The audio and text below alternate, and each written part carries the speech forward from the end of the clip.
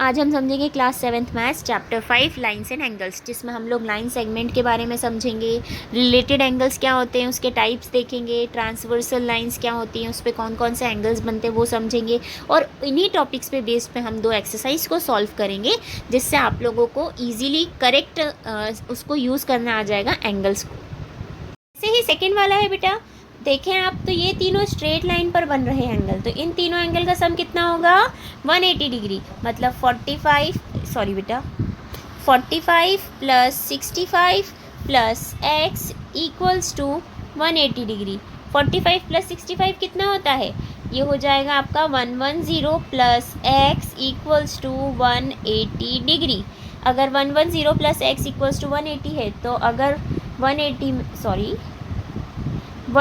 में से अगर मैंने 110 को माइनस कर दिया तो x की वैल्यू आ जाएगी मेरे पास 70 डिग्री। इस तरीके से हम x की वैल्यूज़ को निकाल सकते हैं। ठीक है, लास्ट वाले को भी देख लेते हैं। लास्ट में क्या बोला है बेटा, एक मिनट, लास्ट वाले में आपसे बोला गया है x + 10 2x + 20। ये भी एक क्या है, लीनियर पेयर ही है। लीनियर पेयर मतलब एडजेसेंट और सप्लीमेंट्री दोनों है।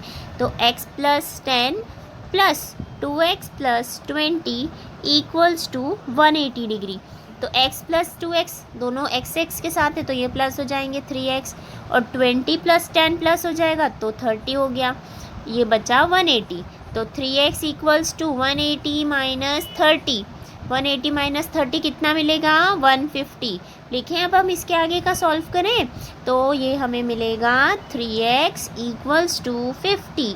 तो x इक्वल्स टू 150 अपॉन में 3 से कैंसिल होके मिलेगा 50 डिग्री। x की वैल्यू आ गई 50 डिग्री। इस तरीके से बेटा हम लोग लीनियर पेयर, सप्लीमेंट्री एंगल्स, इनकी प्रॉपर्टीज़ लगा के सॉल्व कर सकते हैं क्वेश्चंस को। ठीक है, तो ये थे हमने जो एक्सरसाइज 5A के क्वेश्चंस को हमने सॉल्व कर लिया है। Now coming to next, transversal क्या होते हैं, पेयर ऑफ लाइंस क्या होती है, दो लाइंस जो कि इंटरसेक्ट होती है कॉमन पॉइंट पे, उसको हम बोलते हैं इंटरसेक्टिंग लाइन। ट्रांसवर्सल क्या होती है, ऐसी लाइन जो दो लाइंस को अलग अलग पॉइंट पे इंटरसेक्ट करे। जैसे यहाँ पे आप देख रहे हैं, ये मैंने दो लाइंस को ड्रॉ करा है, इस पर अगर मैं ऐसी एक लाइन ले जाऊंगी तो ये वाली लाइन यहाँ भी इंटरसेक्ट करी और यहाँ भी इंटरसेक्ट करी, तो इस लाइन को क्या बोला जाएगा, ट्रांसवर्सल। क्या बोला जाएगा बेटा, ट्रांसवर्सल। ठीक है, अब ट्रांसवर्सल लाइन से एंगल कौन कौन से बनते हैं, तो ट्रांसवर्सल लाइन के एंगल्स होते हैं इंटीरियर एंगल।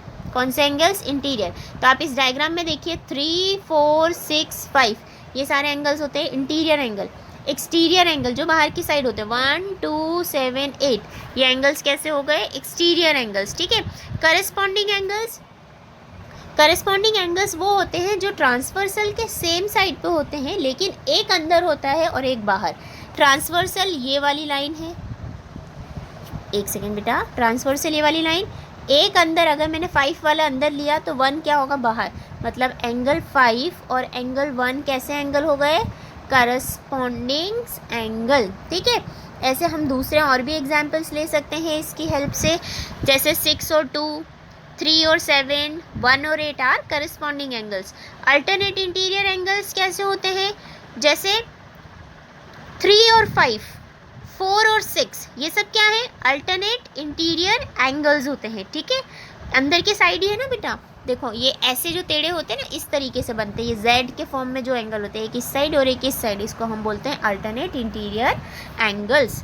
नेक्स्ट है pair of alternate exterior angles. Alternate बाहर की साइड देखो तो एक बाहर लाइन के इस साइड है कौन 1 और एक लाइन के इस साइड है 7, तो 1 और 7 हो गए, इधर से 2 और 8 हो गए। कौन से हो गए, अल्टरनेट एक्सटीरियर एंगल्स। ठीक है, अब इसको भी हम इम्प्लीमेंट करके देखते हैं कि हम लोग एक्सरसाइज में इन क्वेश्चन से कैसे सॉल्व कर सकते हैं बेटा। अब आपको क्वेश्चन दिया है, in the adjoining figure identify the pair of corresponding angles. Corresponding angles की वैल्यूज़ निकालना बहुत जल्दी से आप बता सकते हैं। एक तो हो गया 1 और 5, 1 equal to 5, 2 equal to 6, 3 equal to 7, 4 equal to 8 are pair of corresponding angles. Pair of alternate interior angles ये भी बता सकते हो, क्या है 4 and 6, 3 and 5 कैसे हो गए, pair of alternate interior angle. Pair of interior angle, अंदर की साइड कौन कौन से एंगल है, 3, 4, 6, 7 are interior angles. Vertically opposite angles 6 और 8, 2 और 4, 1 एंड 3, 5 एंड 7. ये हो गए वर्टिकली अपोजिट एंगल्स. ठीक है, अब इसमें भी x की वैल्यू को फाइंड करना है. ये तो और इजी हो गया. हम अगर यूज़ करें, देखो बेटा, ये एक ट्रांसवर्सल मान लो. ट्रांसवर्सल की एक साइड पे x अंदर है और 100 बाहर है, तो हम कौन सी प्रॉपर्टी लगा सकते हैं यहाँ पर, करस्पॉन्डिंग एंगल से x भी क्या हो जाएगा, 100 के इक्वल, और साइड में हम लिख देंगे करस्पॉन्डिंग एंगल्स. क्या लिखेंगे, करस्पॉन्डिंग एंगल. देखो बेटा, मैथ्स में हर चीज़ के पीछे लॉजिक होता है, तो आपको उस चीज़ का रीज़न लिखना ज़रूरी होता है. तो हम करस्पॉन्डिंग एंगल से इसको क्या बोलेंगे, 100 के इक्वल ले लेंगे. नेक्स्ट है 52, 43 और x. बेटा देखो, ये है, ये छोटा सा एंगल है, ये छोटा एंगल, ये इन दोनों एंगल से मिलके बना है. ठीक है, तो x जो होगा वो इक्वल होगा 52 प्लस 43 के. तो 52 प्लस 43 ये हो जाएगा 95 डिग्री. तो x की वैल्यू यहाँ पर होगी 95 डिग्री. ठीक है, नाउ नेक्स्ट है, इन फिगर L और M आपको पैरेलल लाइंस दे रखी है, ABCDE की वैल्यू, ABCDEF की वैल्यू फाइंड करनी. ये 60, तो इसके बाहर वाला भी 60, तो B की वैल्यू क्या हो गई, 60 हो गई. ये क्लियर हो गया. अब अगर ये 120 है तो A भी तो 120 हो सकता है. कौन सी प्रॉपर्टी, वर्टिकली अपोजिट एंगल. यहाँ लिखेंगे आप A इक्वल्स टू 120, ब्रैकेट में vertically opposite angle, B equals to 60, bracket में करस्पॉन्डिंग एंगल. अब क्या करें हम, अब तो हमें समझ में ही नहीं आ रहा है. ऐसे ही हम C को भी तो लिख सकते हैं, C इक्वल्स टू 85, कौन से, वर्टिकली अपोजिट एंगल. E को क्या कर सकते हैं फिर, C और E और F भी निकालना है हमको. तो अगर मैं इसको ट्रांसवर्सल मान लूँ तो E भी क्या हो जाएगा, 60 डिग्री. यही होगा, E इक्वल्स टू 60 डिग्री. तो ये करस्पॉन्डिंग एंगल से 60 डिग्री हो गया. और F जस्ट उसके अपोजिट, तो यहाँ पर F भी कितना हो गया, 60 डिग्री. तो इस तरीके से हम प्रॉपर्टीज़ को लगा के यूज़ कर सकते हैं इन वैल्यूज़ को निकालने में. नेक्स्ट है सेम, L और M आपको ट्रांसवर्सल दे रखा है, 4 और 3 का रेशो दे रखा है 2:3, मतलब 4 है 2x और एंगल 3 है 3x. तो इसके सामने वाला भी 3x, ये वाला भी 3x, जो मैं टिक कर रही हूँ ध्यान रखना, ये वाला भी 3x. ठीक है, अब अगर ये 2x है तो इसके सामने वाला 2x, अल्टरनेट से ये वाला भी 2x और ये वाला भी 2x, मतलब angle 2 equal to angle 5 equal to angle 7 equal to angle 6 equal to 2x. ऐसे angle 1 equal to angle 3 equal to angle 7 equal to angle 5 equal to 3x. तो इस तरीके से हम प्रॉपर्टीज़ का यूज़ करके क्या कर रहे हैं, एंगल्स को फाइंड आउट कर सकते हैं. नेक्स्ट L, M और N तीनों ही पैरेलल है और इनकी ट्रांसवर्सल दे रखी है आपको T नाम की. तो अगर ये 70 है तो by using alternate interior angle इसको y को 70 बोल सकते हैं ना हम. और अगर आप ये दो पैरेलल लाइंस को कंसीडर करो L और M को, तो x अंदर है और y बाहर है, ऐसा बोल सकते हैं ना. बस इन दो पैरेलल लाइंस को देखें तो x भी कितना हो जाएगा, 70 डिग्री. तो इस तरीके से x और y की वैल्यू भी क्या होगी, 70 डिग्री के इक्वल होगी. ठीक है, नाउ नेक्स्ट क्वेश्चन है फाइंड LM अननोन एंगल्स को फाइंड करना है. तो बहुत ईजी है, y 65 degree vertically opposite angle. अगर y 65 है तो w भी 65, u भी 65 है ना. और अगर u 65 आ चुका है, y 65 है ऑलरेडी, तो आप लोग लीनियर एंगल की प्रॉपर्टी से 65 प्लस v इक्वल्स टू 180 लगा के v की वैल्यू क्या निकाल लेंगे बेटा, 180 माइनस 65. तो 180 में से 65 को माइनस करोगे तो आपको यहाँ पर मिल जाएगा 115 डिग्री.